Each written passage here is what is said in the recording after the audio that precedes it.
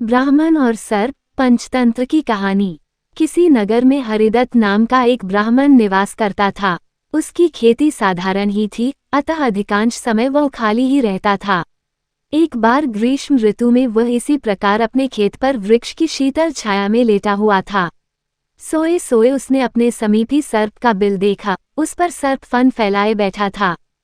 उसको देखकर वह ब्राह्मण विचार करने लगा कि हो न हो, यही मेरे क्षेत्र का देवता है। मैंने कभी इसकी पूजा नहीं की, अतः मैं आज अवश्य इसकी पूजा करूंगा। यह विचार मन में आते ही वो उठा और कहीं से जाकर दूध मांग लाया। उसने एक मिट्टी के बर्तन में रखा और बिल के समीप जाकर बोला, हे क्षेत्रपाल, आज तक मुझे आपके विषय में मालूम नहीं था, इसलिए मैं किसी प्रकार की पूजा अर्चना नहीं कर पाया।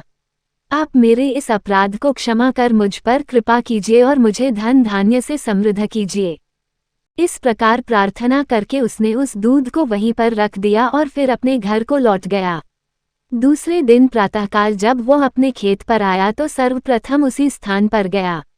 वहां उसने देखा कि जिस बर्तन में उसने दूध रखा था उसमें एक स्वर्ण मुद्रा रखी हुई है। उसने उस मुद्रा को उठाकर रख लिया। उस दिन भी उसने उसी प्रकार सर्प की पूजा की और उसके लिए दूध रखकर चला गया। अगले दिन प्रातःकाल उसको फिर एक स्वर्ण मुद्रा मिली। इस प्रकार अब नित्य वह पूजा करता और अगले दिन उसको एक स्वर्ण मुद्रा मिल जाया करती थी। कुछ दिनों बाद उसको किसी कार्य से अन्य ग्राम में जाना पड़ा।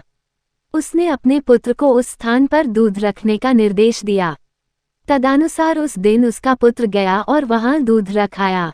दूसरे दिन जब वो पुनः दूध रखने के लिए गया तो देखा कि वहां स्वर्ण मुद्रा रखी हुई है।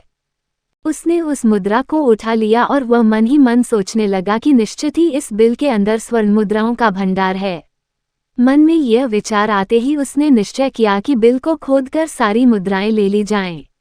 सर्प का भय था, किंतु जब दूध पीने के लिए सर्प बाहर निकला तो उसने उसके सिर पर लाठी का प्रहार किया।